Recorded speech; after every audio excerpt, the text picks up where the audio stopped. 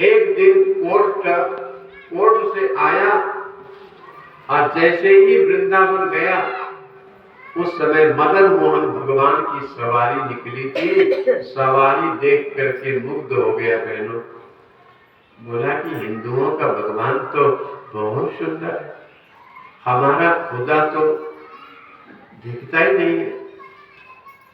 और वो बेचारा भगवान को देख के इतना मुग्ध हुआ कि उसने वकालत जाना छोड़ दिया। घर में बैठे बैठे भगवान का, गोविंद का नाम लेने लगा और यही कहता था, राधा रमण प्यारो राधा रमण। बोलो, राधा रमण प्यारो राधा रमण, रमण प्यारो राधा रमण। मेरा भोला सा मन, मेरा छोटा सा मन। जोर से बोलो, मेरा भोला सा मन, मेरा छोटा सा मन, मेरा भोला सा राधा रमन प्यारो राधा रमन। मेरा भोला सा मन, मेरा छोटा सा मन, राधा रमन प्यारो मोहन मदन, राधा रमन प्यारो मोहन।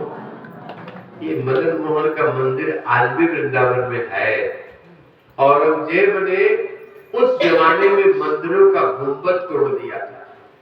एक दिन राधा मदन मोहन का गुंबद तोड़ रहा था कि जितने भी मुसलमान लोग तोड़ रहे थे उनकी दाढ़ी नीचे गिर गई। सब घबरा करके भगे। तो आधा तोड़ा गुंबद, आधा टूटा हुआ अभी भी है वृंदावन।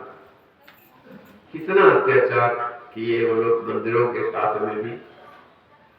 आधा मंदिर है मदन मोहन का। तो मदन मोहन की रोज सवारी निकलती थी, यात्रा। काले खां धीरे धीरे धीरे धीरे सोचा कि क्या करूं, तो जंगल में चला गया। वो जंगल आज भी है वृंदावन में। जंगल का नाम है छठीकरा वन। काले खां का बहुत बड़ा चबूतरा बना हुआ है बहनों। उसी पर बैठ करके 7 रात 7 दिन तक यही भजन गाता रहा। मेरा छोटा समन, मेरा भोला समन, अर्पण कर लिया राधा रमन। गीत गाता रहा, 7 दिन भूखे प्यासे रहा। भगवान से नहीं रहा गया। भगवान मदन मोहन ने उस मंदिर के महंत को स्वप्न दिया कि मेरा एक भक्त छठीकरा जंगल में भूखा प्यासा है, उसे भोजन पहुंचाओ। आज भी जब वृंदावन जाओगे ना, तो भगवान के मंदिर में जब शाम को भगवान सोते हैं ना, तब खीर और पूरी बना के रखा जाता है रात में पलंग के नीचे। क्यों? कि भगवान छोटे हैं, छोटा सा है, कब रात को भूख लग जाए, इसलिए रात को उठ के भगवान पा लेंगे प्रसाद। ये भाव से सेवा की जाती है। तो पूरी सब्जी रखे थे। 3 दिन तक भगवान ने सपना दिया, लेकिन वहां के जो महंत गोसाई जी थे उनको पता नहीं लगा। तो भगवान मदन मोहन खुद चांदी की थाली में रखा हुआ पूरी और सब्जी लेकर के पहुंच गए छठीकरा जंगल। अब वो बेचारा काले खां आंख बंद करके झूम झूम करके राधा रमन गा रहा था। मदन मोहन ने कहा, काले खां मैं आया हूं, आप कौन? राधा रमन।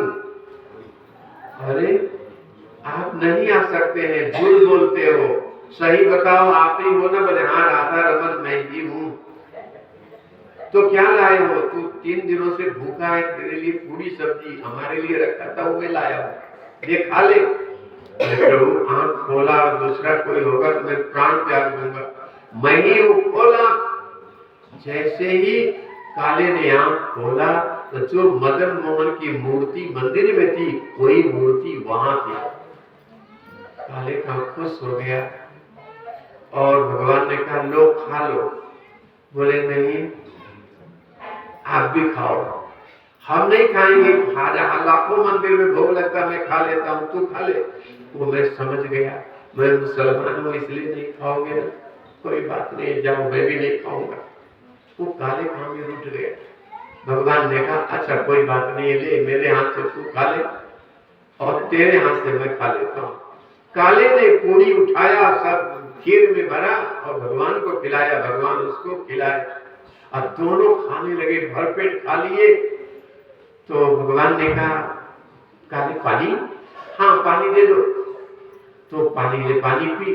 जैसे काले ने पानी मुंह में लगाया, एक घूंट खींचा, वैकुंठ का आनंद उसके शरीर में उतरा। अब वो सारा संसार भूल गया, उसकी आंखें बंद हो गई और धड़ाम से बेहोश होकर नीचे गिर गया। अब भगवान मदन मोहन मंदिर में चले गए। और इसके बाद मेरे लाडली बहनों वो होश में आया, देखा अरे चांदी की थाली भी यही है, गिलास भी यही है, ये मदन मोहन कहाँ चला गया? अब कहाँ ढूंढूं? ये भगवान चांदी की थाली तो लेते जाते, ये छोड़ गए हो तो संसार के लोग मुझे चोर समझेंगे, मेरी पिटाई होगी, मारेंगे।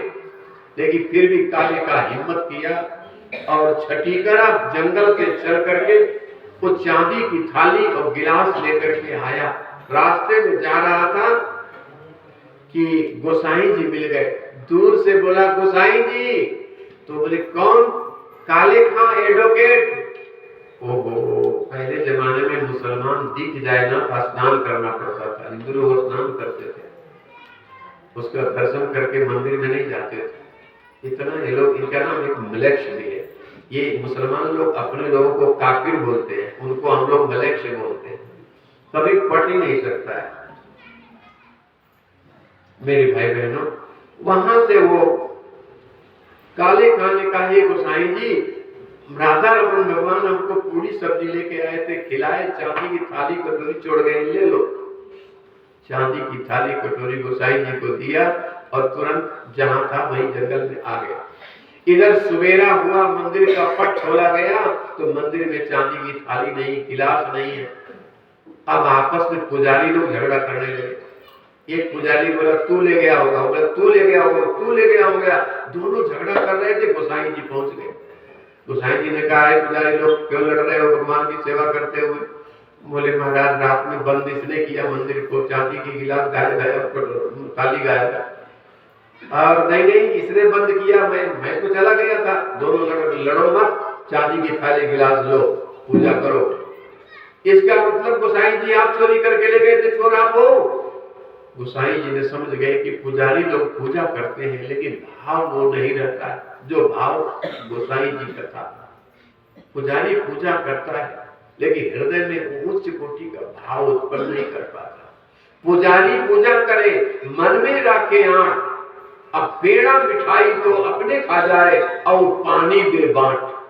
जो चरणामित होता है ना वो बांट देते हैं। अब माल माल मिलेगा ना गपा गप। यहाँ के पुजारी की बात नहीं कर रहा हूँ, अपने गांव की बात करता हूँ। यहाँ के पुजारी जी नाराज नहीं होना जी। हाँ यहाँ की बातें, यहाँ तो उतना मिठाई आता ही नहीं, थोड़ा बहुत आता है लेकिन अपने उधर की बात कर रहा हूँ। तो वो पुजारी लोग पूजा किए लेकिन भाव वो नहीं था जो गोसाई का भाव था। गोसाई जी ने पूजा उजा आरती हो गई। अब फिर मंदिर को सुना तो वो भी एक बार मंदिर में दर्शन करने आया। मंदिर में दर्शन करने आए तो दाढ़ी ओढ़ी बांध लिया था वो सब। ये प्रत्यक्ष घटना है।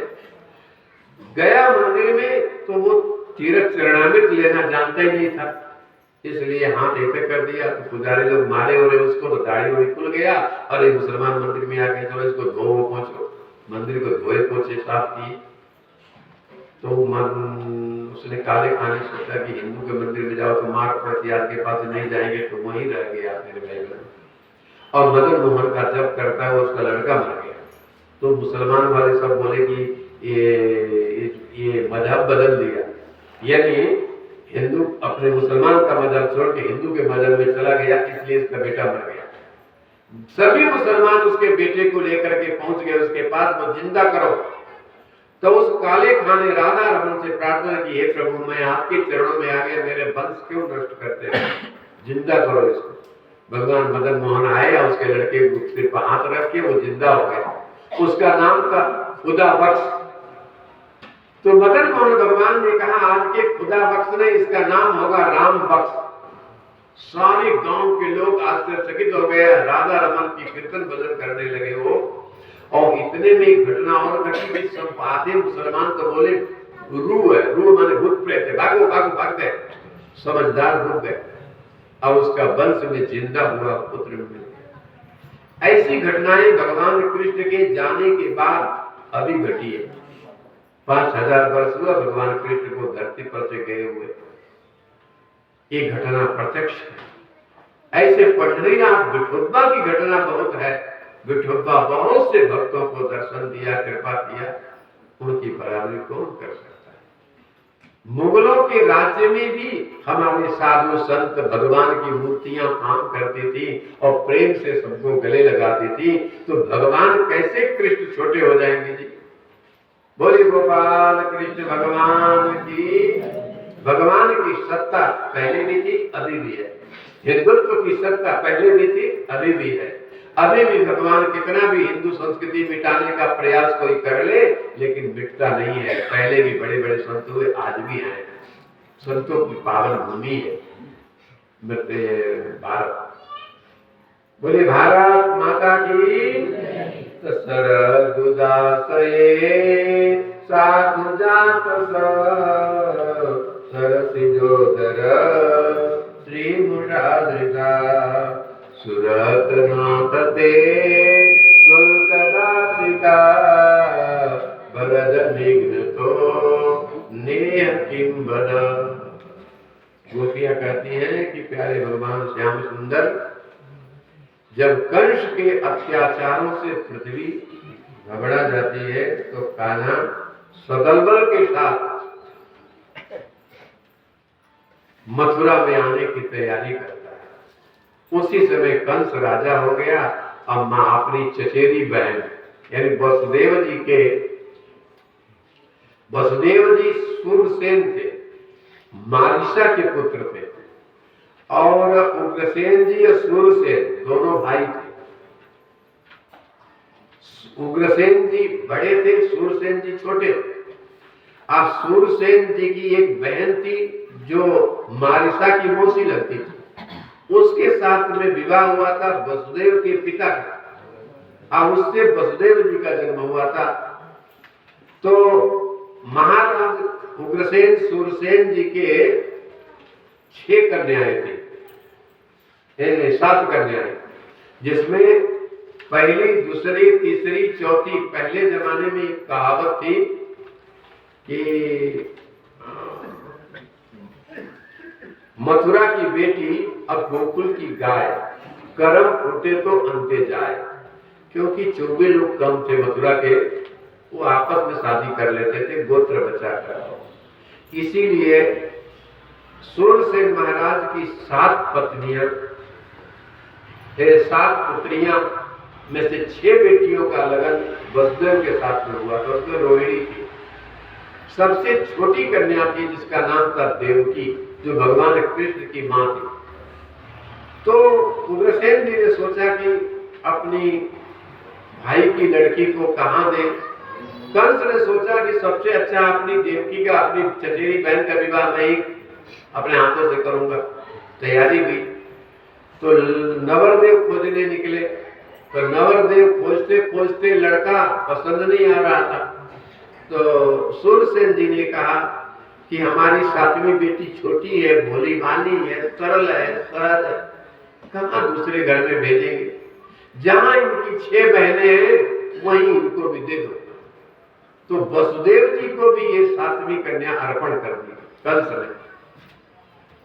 उस समय की बात है यार, 5000 वर्ष पहले की बात।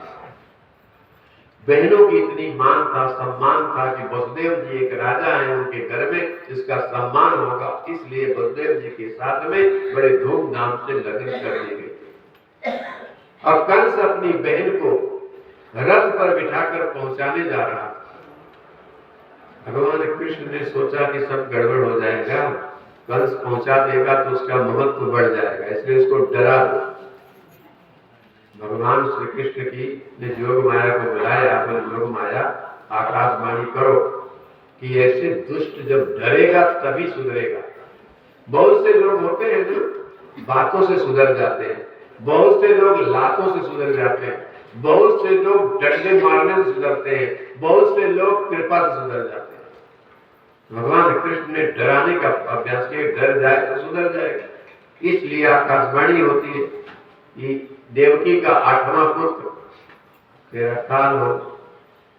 बहनों, इतना कहना था, आकाशवाणी को सुना तो कंस घबरा गया, बहुत खुश था, बहुत प्रसन्न था। एकाएक जब बिजली चमकी आकाश में चमकती हुई बिजली और मधुर मीठी आवाज और कड़कती हुई बादलों में से जब निकली तो घबरा गया। एकाएक जब बादल आ जाता है, बिजली कड़कती है, सब पोते डर जाते हैं, आई बाई माई सब डर जाते हो। अचानक पानी आ जाए, अचानक हुआ और अचानक डर लगता है, जैसे किसी को करंट लग जाए, धड़ाक में मर जाता है। ऐसा कंस के साथ हुआ। लेकिन बहुत से लोग बहुत मजबूत होते हैं, बिजली कड़के या डीजे बजे। आज डीजे आ गया ना, डीजे जब बजता है तो बुढ़ों की तो हृदय धक धक करता है। आज ही भाई लोग भाग के घर में घुस जाता था, बाहर ऐसा डीजे आया, वही कंस का बाजा। डीजे बजेगा तो नवरदेव जाएंगे नौकरी को ले। ये बहुत खतरनाक बाजा है, मुर्दों के लिए है, यज्ञ के लिए तो नहीं है। तो खूब नाचो और जो कूदो। ऐसे ही कंस की जब आकाशवाणी सुना तो घबरा जाता है और देवकी के बाल पकड़ लिया। अपनी बहन, जो उसकी बहन थी और पत्नी तो वसुदेव जी की थी। पाप किया कि नहीं किया बहनों? दूसरे की पत्नी का केस पकड़ोगे या दूसरी की पत्नी को घूर घूर देखोगे तो लुच्चा हुए कि नहीं हुए? लुच्चा कहते हैं, लुच्चा उसी को कहते हैं जो घूर घूर के देखता है, घूम घूम के देखता है, पीछे से देखता है, आगे से देखता है, वो लुच्चा व्यक्ति कहलाता है। लुच्चा यानी मां बदमाश। किसी भी बहन, बेटी, पुत्री को कभी भी घूर घूर के नहीं देखना चाहिए। घूर घूर का मतलब हिंदी शब्द है, पाप लगता है। और माताएं, बहन, बेटियां दुर्गा स्वरूप है। ये कन्याएं तो नहीं बोलेंगी बेचारी, लेकिन दुर्गा जी नहीं छोड़ेगी तुमको, ख्याल रखना। ये बेचारी तो सहन कर लेगी, लेकिन जगत जननी मां जगदम्बा तुम्हें कहीं भी नहीं छोड़ेगी, इसलिए ध्यान रखना। कंस ने उस दूसरे की पत्नी, बहन तो उसकी थी लेकिन पत्नी तो वसुदेव जी की, केस पकड़ लिया। केस पकड़ के बोला कि हे देवकी, तू मेरे मारने वाले को जन्म देगी, इसलिए तुझे मैं मार डालूंगा। वसुदेव जी ने कहा, साले साहब, तुम तो मेरा साला है और मुझसे बड़ा है, फिर भी तू राजा है, लेकिन तू जानता है दूसरे की पत्नी को मारने से क्या पाप लगता है? घूर घूर से देखने से उल्लू का जन्म होता है। अगर किसी की बहन, बेटी, पत्नी को घूर घूर करके देखो कामना से तो उल्लू का जन्म होता है। उल्लू को दिन में नहीं दिखता है, रात में दिखता है। ऐसे व्यक्ति को दिन में भी आंखें खराब हो जाती है, ख्याल रखना। इसलिए घूर घूर के नहीं देखना।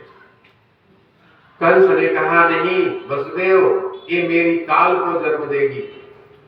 तो क्या तुझे ही काल मारता है? दुनिया में और किसी को काल नहीं मारता है, सबको काल ग्रसित करता है, सबको काल मार देता है। जितने भी जन्म लिए हैं ना, ये मृत्यु लोक है, सब मरेंगे, कोई जिंदा नहीं रहने वाला है। पेड़ नहीं, पौधे नहीं, घास नहीं, अनाज नहीं, कुत्ता नहीं, बिल्ली नहीं, बानर नहीं, सब मरेंगे।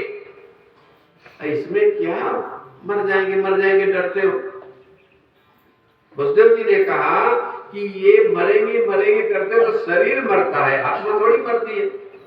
शरीर तो कभी नहीं टिकेगा। जैसे पराठी है, सूर्यफूल है, सोयाबीन है, ये भी मर जाते हैं तो तुम भी मर जाए।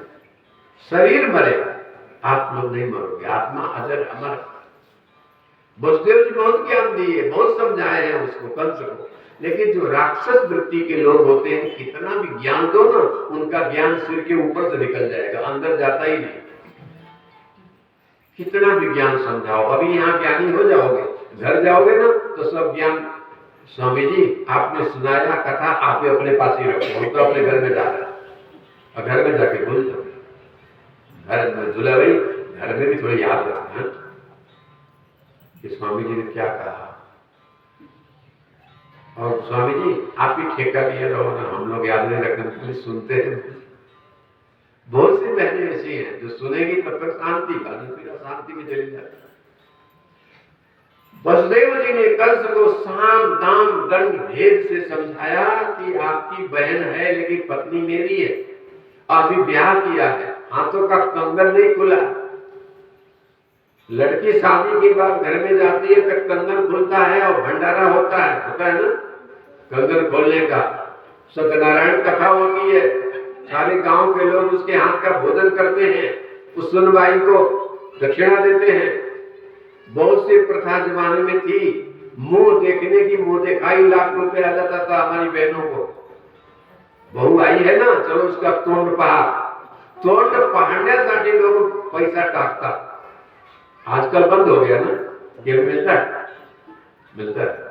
कम मिलता है, पहले लाख बहनों पर मिल जाता था। मेरे भाई बहनों राजकुमारी थी, इसलिए मिलना तो ज्यादा चाहिए। तो वसुदेव जी ने बहुत समझाया बुझाया, बहुत किया, कंस महाराज ने नहीं माने। तो वसुदेव जी ने कहा आओ लड़ने के लिए तैयार। तो उसी से मैं जब वसुदेव जी लड़ने के लिए आए तो झगड़ा में तैयार, वो मरे या मैं मरूं। देवकी ने कहा लड़ो नहीं जी, भाई है मेरा, इसकी बात मान लो। कंस तू बता कि तेरे को डर किससे है?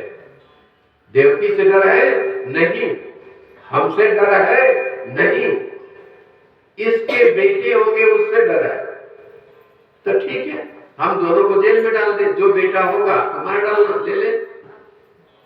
देवकी चुप हो गई, वो सीधी सादी में देवकी ने कहा ठीक है, हम अपने बेटे को दान कर दूंगी, अपने भाई को, जो इच्छा वो कर। तो बंदी बना करके कंस ने जेल में डालता, हाथों में हथकड़ी, पांव में बेड़ी, गले में तोंक डाल दिया। जानते हो, पूरा शरीर बंधन में आ गया, हाथ में हथकड़ी, पांव में बेड़ी और गले में तोंक, कहीं हिल भी नहीं सकती थी, इतना कड़क ड्यूटी लगा दिया। अस्त्री और प्राप्ति दो बहनों की सेवा में रख देता है, और दोनों को जब जेल में डाल दिया तब कंस आराम से अपने महलों में सोया। प्रथम पुत्र का जन्म होता है। वसुदेव जी सीधे साधे भोले भाले हैं, हाथों में हथकड़ी बेड़ी को पहने हुए चलते हुए कंस के महल तक गए। वहां पर उस कंस ने चाहा, देखा भांजा बहुत सुंदर है, ये पाप मैं नहीं करूंगा, छोटा सा मेरा भांजा, भांजे को मारने से वैसे भी अगले जन्म 7 जन्म हाथ कांपता, लकवा होता है, भांजे को भी मारना नहीं। छोड़ दिया, कंस छोड़ दिया, पुत्र को लेके आए। लेकिन नारद जी देखे कि ये पापी आदमी पाप नहीं करेगा तो मरेगा नहीं, इसलिए नारद जी दौड़ के आए, राम राम। अरे राम राम जी, क्या नारद जी क्या बात है? अरे बालक को छोड़ दिया? हाँ प्रभु, पहला पुत्र है ना, मेरी बहन है, मेरे बहनोई है, वो देखेंगे खुश रहेंगे, हमसे डर 8वां से है ना। नारद जी बोले मूर्ख है, तू समझता नहीं है, कोई भी 8वां हो सकता है। इधर से गिन, 1 2 3 4 5 6 7 8 7 6 5 3 2 1, कोई भी 8वां। तो आकाशवाणी, बोले आकाशवाणी गोल मोल बोलती है, गोल मोल। तब कंस के भ्रम हो गया। अब भ्रम में आदमी गलत काम कर देता है, भ्रम आ जाए तो, भ्रम आ गया, पुत्र को बुलाया, मारून टाक ले। प्रथम, दूसरा, तीसरा, चौथा, 5वां, 6 पुत्रों को जब उसने खत्म किया, मार दिया। मेरे भाई बहनों, सोचो जिस नारी के 6 बेटे मर गए हो, वो देवकी कितनी दुबली हो गई हो, कितना रक्त निकला हो। जेल में होगी, जेल में रह के जन्म देना। हमारे भगवान के भक्त बहुत कष्ट पाते हैं, तब जाके प्रभु को प्राप्त करते हैं। देवकी मैया के 6 पुत्र मर गए। 7वां जब आया तो भगवान श्री कृष्ण ने दुर्गा जी को बुलाया। दुर्गा जी प्रकट हुई। दुर्गा मैया, क्या है कान्हा, मेरी बहन बनोगी तो मुझे क्या फायदा होगा? बोला कलयुग आएगा ना तो हर गांव में तुम्हारी स्थापना करवाऊंगा, ज्वारा बोआऊंगा,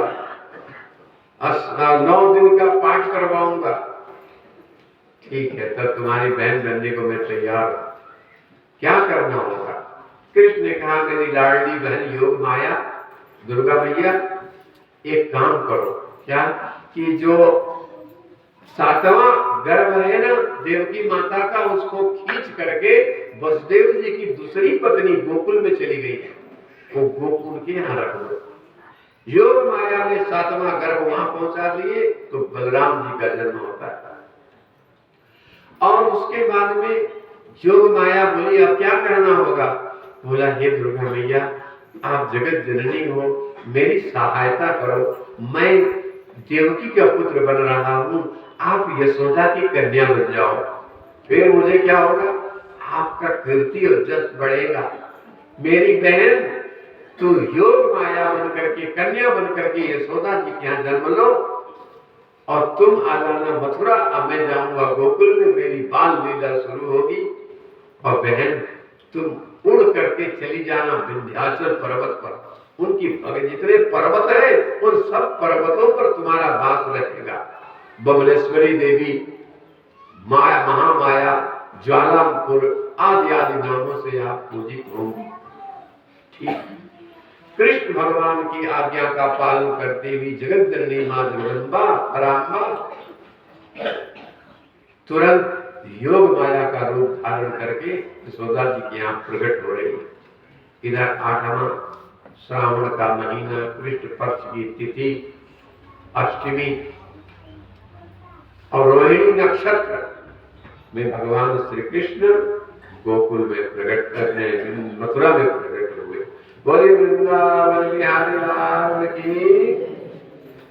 विष जला प्रयाग व्यान राक्षसा वर्ष मारुता वैदुता गला वृकमयात्मजा विश्वतो मया वृकवते वयम् रक्षितामु रक्षितामु।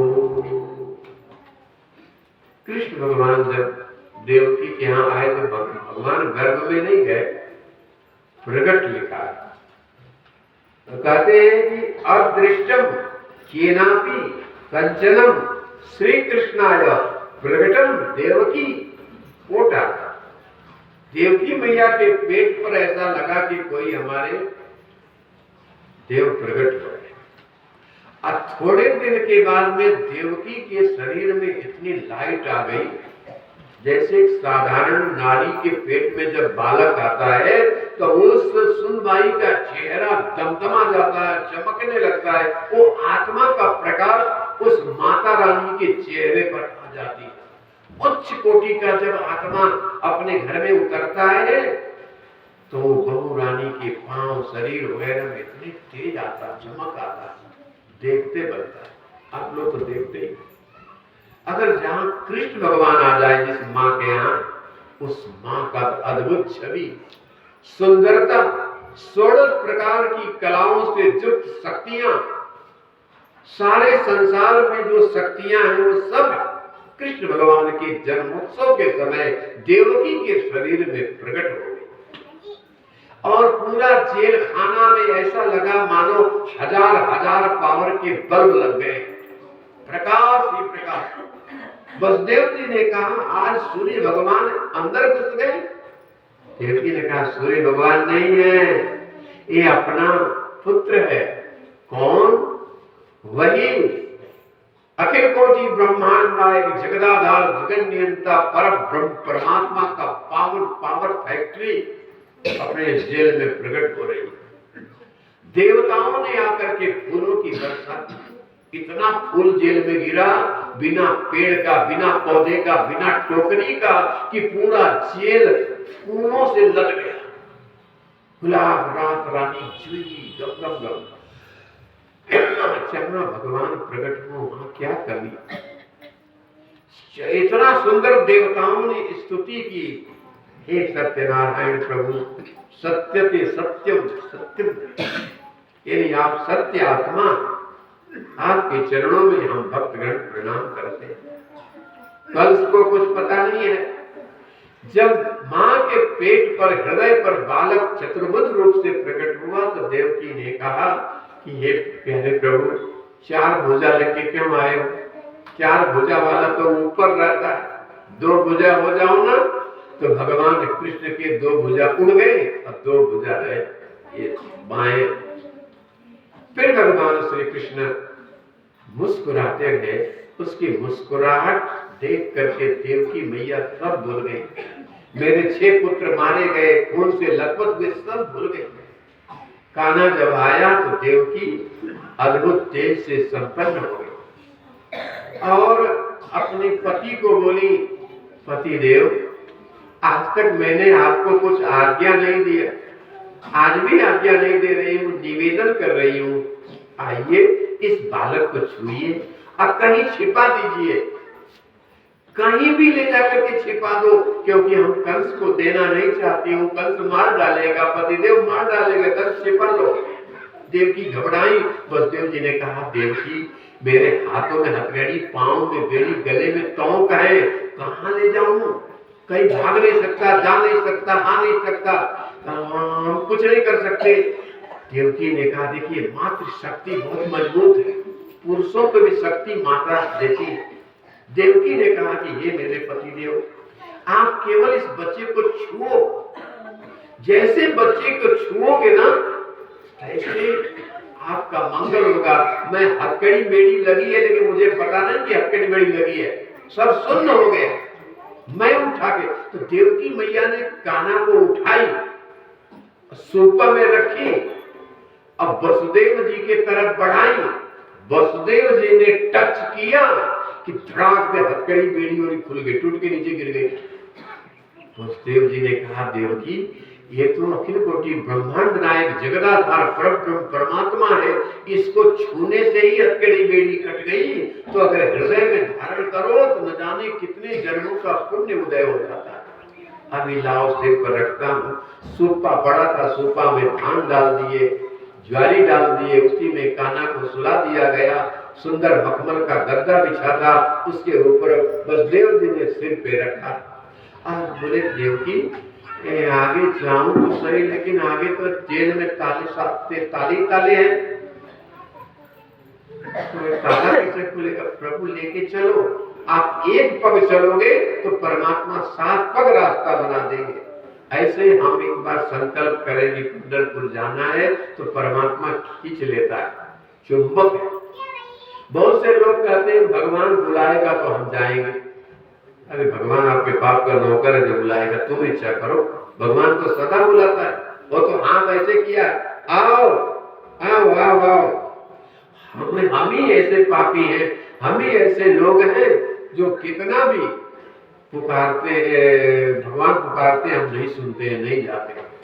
जैसे ही वसुदेव जी ने सिर पे रखा, ऐसे ताले खुल गए और वसुदेव जी चलने लगे। अब सोचो बात कितनी गंभीर है। रात को 12 बजे अगर पूर्णा नदी को पार करना हो, कर सकते हो, तो छोटी नदी है, तो जमुना नदी बहुत बड़ी नदी। 12 बजे रात को जब भगवान को लेके गए तो जो भगवान का भक्त होता है ना, वो सब दौड़ पड़ते हैं। अब यहाँ भगवान पानी में गीले भी हो रहे थे, ऊपर से बिजली भी कड़क रही थी, और बिजली कड़क करके कान्हा को डरा रही थी। तो भगवान के भक्त कौन अच्छे हैं? बलराम जी। बलराम जी का जन्म पहले हुआ, वो देखे भाई कि मेरा छोटा भाई को कहीं बिजली न लग जाए, कहीं पानी से कपड़े न गीले हो जाएं, कहीं भगवान को कष्ट न हो, इसलिए तुरंत दौड़ करके और छाता लगा दिए। कृष्ण भैया, कृष्ण भगवान छतरी ऊपर डाल दिए, आओ आओ परसों पानी। वसुदेव जी ऐसे बाप थे, दृढ़ निश्चय। जब जमुना के तट पर गए तो जमुना जी में बाढ़ आई थी, वो भयंकर। वसुदेव, आजकल दूसरा अपन लोग वसुदेव होते तो सोचते इतनी बाढ़ में कहां जाएंगे, मर बुरा जाएंगे, चलो घर चलते हैं, कल पहुंचा देंगे। लेकिन वसुदेव जी नहीं, घर वापस नहीं आए, बाढ़ से नहीं डरे और नदी में उतर गए। पानी बढ़ने लगा, मुंह में आ गया, नाक तक आने लगा। कृष्ण भगवान तो समझ गए कि यदि जमुना मेरे बाप को डुबाएगी। जमुना जी ने कहा, चरण नीचे कर दो, चरणामृत पी लूंगा, रास्ता बता दूंगा। जमुना मैया ने चरण पान किया और रास्ता बसदेव जी को दे दिया। बसदेव जी कैसे हिम्मत वाले थे कि अंदर नीचे पानी भी ज्यादा गड्ढा है, परंतु जो भगवान का भक्त होता है न मरने से डरता है न जीने से डरता है। मृत्यु उसका कुछ नहीं बिगाड़ सकती असली भगत का। क्योंकि कोई किसी को मारेगा ना तो शरीर को मारोगे, आत्मा को थोड़ी मार सकते। आत्मा तो अजर है हमारा।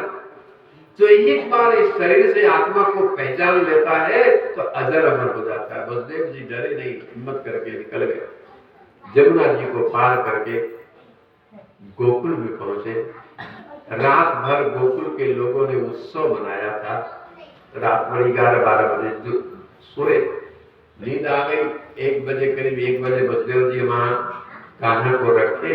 वहीं एक पोरगी थी, उस पोरगी को जब कृष्ण भगवान तो आंखें बंद करके वहां सो गए, लेकिन वो जगत जननी मां जगदम्बा बसदेव मुझे ले लो, मुझे ले लो। बसदेव जी ने कहा चलो कोई बात नहीं, कन्या लेकर देवकी को दे दूंगा। उस कन्या को रख लिए, कन्या को लेके आए, देवकी को प्रदान कर। मेरे भाई बहनों, खूब आनंद आया। देवकी मैया उस कन्या को पा करके खुश हो गई, दूध पिलाने लगी। चलो बेटा नहीं बेटी ही सही, बेटा हो या बेटी दोनों एक ही स्वरूप है, घबराना नहीं। कभी कभी पुत्र कितना भी अच्छा हो लेकिन बिगड़ जाए तो माँ बाप की नहीं सुनता है, इसलिए बेटी भी कभी कभी सुनती है। दोनों प्यारे लाडले, दोनों एक साथ व्यवहार करना। देवकी मैया प्रसन्न हुई। कृष्ण भगवान का जन्म गोकुल में हुआ। अन्नाघातम परम देहम भृंगैः न अपहृतं सौगन्धशालिनी रक्तोत्पन्नं महादेवत्वं जातादि कृष्ण स्वयं। ब्रजेंद्र की ही जसोदा नेत्र बंद करके सोई हुई थी। जसोदा मैया को पता नहीं है कि कृष्ण कब आया, कुछ पता नहीं। जसोदा जी तो खूब गहरी निद्रा में सोई थी, लेकिन पुत्र की इच्छा तो थी कि कन्या हुई कि पुत्र हुआ, जसोदा को कुछ पता नहीं। जसोदा के क्रोध में संलग्न सच्चिदानंद घन श्री हरि शिशु रूप में बैठे। रोहिणी जी ने सुबह भोर में 5 बजे आई और देखी कि यशोदा के बगल में कौन सोया।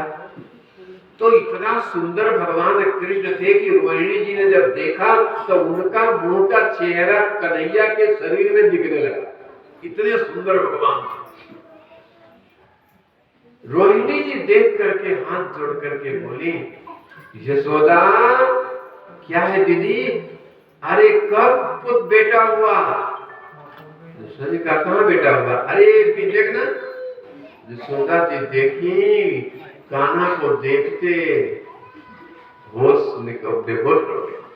धीरे धीरे उठाया गया तो कृष्ण को गोद में ले लिया। और गोद में लेने के बाद यशोदा जी ने कहा कि अरे रोहिणी दीदी, दीदी यहाँ आओ, कान्हा बहुत सुंदर है, किसी का नजर न लग जाए, इसकी आंख में काजल लगा दो, चलिए लाओ। तो पहले जमाने में जब बालक का घर में जन्म होता था ना तो दीपक जलता था और उसी दीपक में काजल बनाई जाती थी। वो दीपक का काजल कितने हजारों लोग दर्शन करें लेकिन बच्चे को नजर नहीं लगती है वो दीपक। आजकल तो ऑपरेशन में होता है, हमारे डॉक्टर के यहाँ वो बच्चे का जन्म होता है तो वहां तो दीपक जला नहीं सकते, लाइट रहती है। इस बात को ख्याल करना। जब से ये ऑपरेशन से संतति उत्पन्न होने लगी है तब से कमजोर होने लगी। कोई महान होता है। क्यों कि 9 महीने जो बालक पेट में रहा है, अंधेरे में रहा है, वो जब प्रकट होता है तो आज कलयुगी डॉक्टर लोग हजारों प्रकार का बल्ब जला देते हैं। अब वो बल्ब से क्या होता है कि उस बालक का या बालिका का जो शरीर की नसें हैं बहुत कमजोर होती है। इतनी प्रकाश की किरणें जब पड़ती है तो अवयव ढीला हो जाता। हमने एक अध्ययन से देखा, प्रसूति गृह में जा करके बच्चों का यंत्र लगाया, वो यंत्र हिलने लगा। ये उस समय शरीर के जो कोमल बच्चों का कोमल अवयव रहता है और बहुत तीव्र लाइट में एकाएक प्रकट होते हैं ना तो डर जाते हैं। और डर जाते हैं तो पढ़ाई में कमजोर हो जाते हैं, माइंडेड कम हो जाता है। बहुत सी कन्याओं के इसे हो रहा है, बहुत सी कन्याओं को असर होता है तो बड़ी होने पर भी पागलपन नहीं जाता उनका, बहुत सी बीमारियां आ जाती हैं।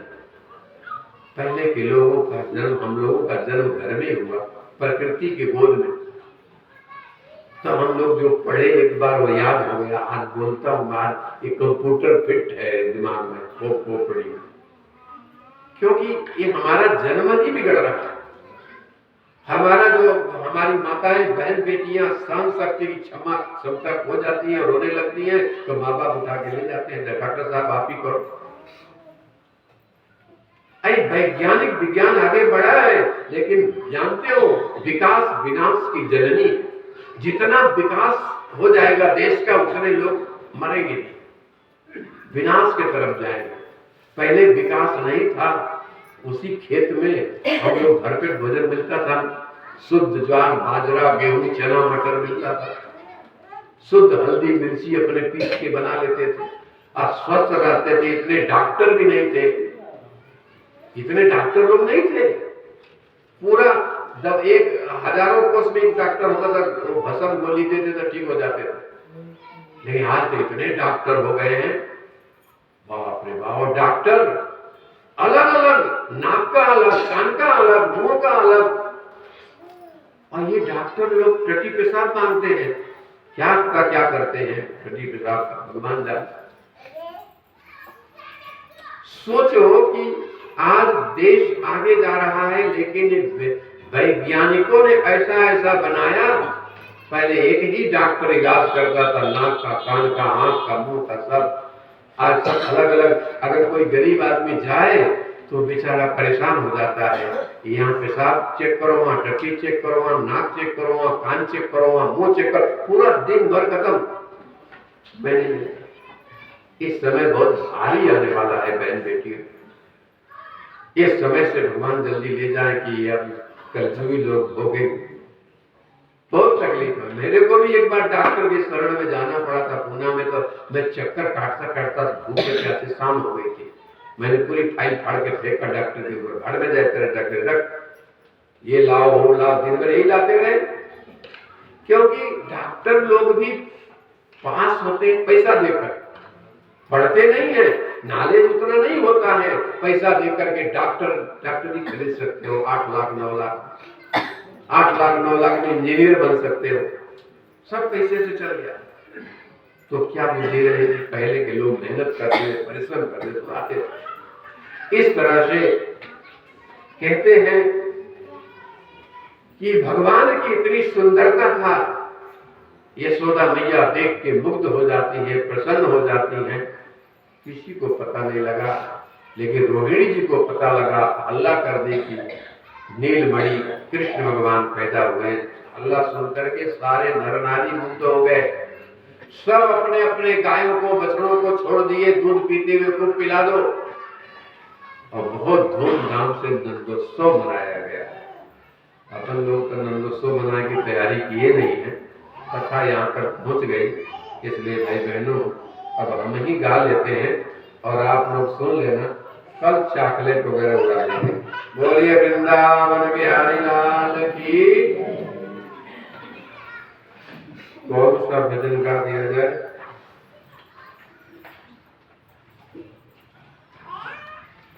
कान्हा को जन्म मनाओ रे भैया, नाचो रे गाओ। कान्हा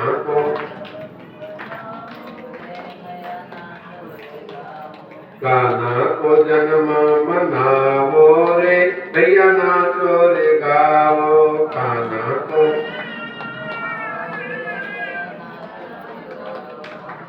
नाचो रे गाओ भैया, नाचो रे गाओ।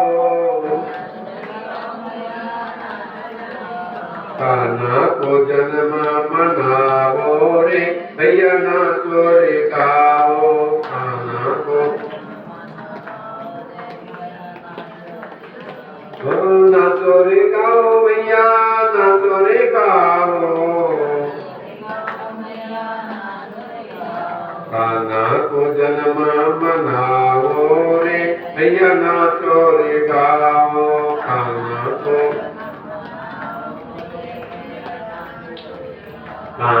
को जन्म मनाओ रे भैया नाचो रे गाओ। कान्हा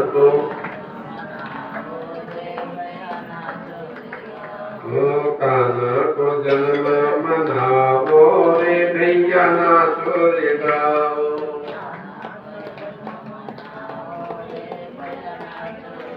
प्रभु कृपा से शुभ घड़ी आई, भक्तों के मन में खुशियाँ छाई। थाली झनाझन, थाली तो है नहीं, थाली झनाझन बजाओ रे भैया नाचो रे गाओ। थाली झनाझन। यशोदा के लाला को नजर उतारो, मंगल गाओ आरती उतारो। पायल क्षमा क्षम बाज रही रे नाचो रे गाओ। सखियों के हाथों में मेहंदी रची है,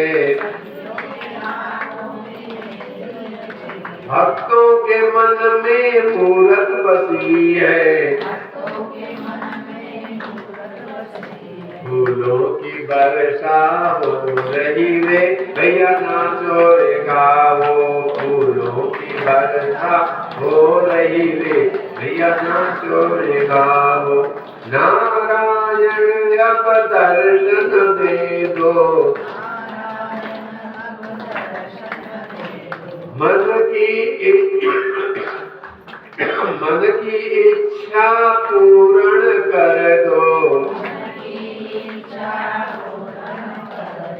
सुर रमणी विनती कर रही, सुर रमणी विनती कर रही रे भैया नाचो रे गाओ। कान्हा को जन्म मनाओ रे भैया नाचो रे गाओ। कान्हा को जन्म मनाओ रे भैया नाचो रे गाओ। भैया नाचो रे गाओ। कान्हा को जन्म मनाओ रे भैया नाचो रे गाओ। कान्हा को जन्म कान्हा को जन्म मनाओ रे भैया नाचो रे गाओ। कान्हा को ताली जोर से बजाओ। कान्हा को जन्म मनाओ रे भैया नाचो रे गाओ। कान्हा को जन्म। बोलिए वृंदावन बिहारी लाल की, गोपाल कृष्ण भगवान की, पंढरीनाथ महाराज की, सदगुरु श्री वियोगी जी महाराज की, आज के आनंद की, सदगुरु गजानंद महाराज की, सखाराम महाराज की, सब संतन की, सब जोर से भगवान की जय बोलो। वृंदावन बिहारी लाल की। अब आज दूसरा दिन है। दूसरे दिन में बरगनी चालू हो गई है। बरगनी काटने के लिए शिवा के पास चल गए और बिट्टू पाटिल जी के पास में है। जो कोई बरगनी लिखाना चाहते हैं वो लिखेंगे। आज तक बरगनी आई है श्रीमान माननीय आदरणीय श्री विठल शालिग्राम जी टेकाड़े मोरगांव अकोला, इनके तरफ से 5001 रुपये प्राप्त हुए। फकीरा महिपत भगवान करोड़ा डी यांच्या तर्फे 501 और विजय संजय जमाव मराखेड़ संग्रामपुर बुलढाणा 1001 रुपये और 10,001 रुपये माननीय आदरणीय गणेश अंबादास जी मिर्गे अपने पुजारी जी के छोटे चिरंजीव, इनके तरफ से 10,001 रुपये प्राप्त हुए हैं। आप सब लोग जिसको भी श्रद्धा और भक्ति से महाप्रसादासाठी कार्यक्रमासाठी पैसा देने की इच्छा आए, अपना अपना नाम बताएं और रसीद ले लें। वो रसीद से हमको गिनती में हो जाती, हमें मिल जाता है। रसीद अवश्य लीजिए, बिट्टू पाटिल के पास में, शिवा के पास में है। तो कल से यहाँ पर गजानन महाराज जौहरी बुआ से निवेदन करूंगा, आपके चरणों में प्रणाम है। आप कल से थोड़ा पासबुक लेके बैठ जाइए और सब भक्तों को यथाशक्ति दक्षिणा लेते जाइएगा। जौहरी बुआ गजानन राव जी आए हैं, कल से सुबह आकर के 2 घंटा बैठेंगे, हमें बहुत आनंद आएगा। बहुत धन्यवाद।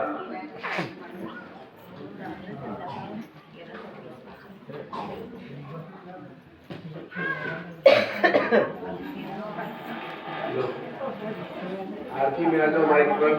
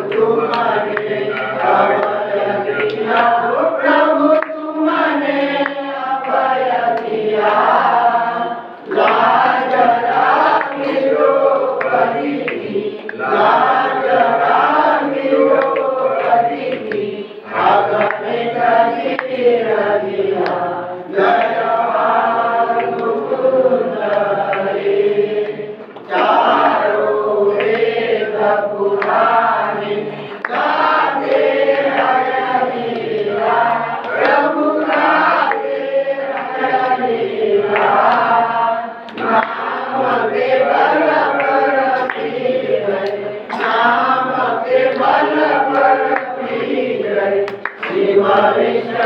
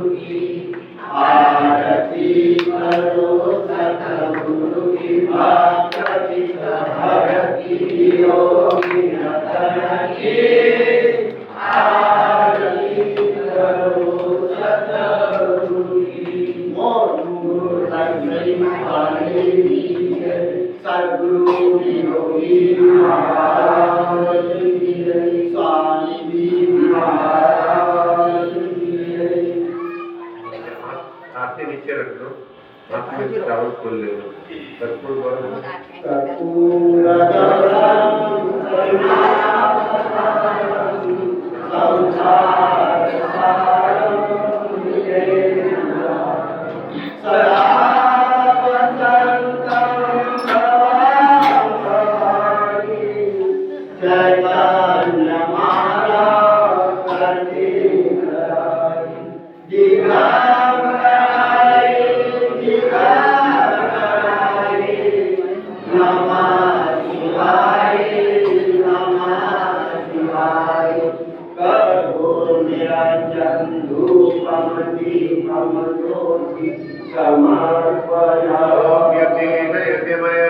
देवास्तानि धर्माणि प्रथमान्यासन्नाते अनाकं परिमाणः सदन्तयत्र पूर्वे साध्यासंदेवाः।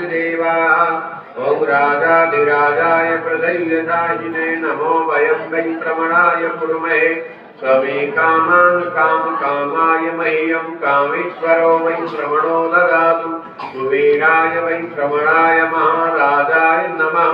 ओम स्वस्ति साम्राज्यं भोज्यं स्वराज्यं वैराज्यं स्वारमेश्वरं राज्यं महाराज्यमाधिपत्यमयं समन्त्रयाज्ञात् सार्वभौम सार्वाविद आन्तात्मराता पृथिव्यै समुपर्यन्ताय एकराज्ये तदपि तद्लोको विगीतो मर्तः परिवेष्टितारो मर्तश्चावतन्ग्रे आविशितस्य कामत्वे विश्वदेवाः सभासदैति नाना सुगंधि पुष्पाणि यथा कालोत्सवानि च पुष्पांजलिर्मया देव प्रसीद परमेश्वर परमेश्वरी च। हम सभी अपने अपने बैठ करके प्रसाद सब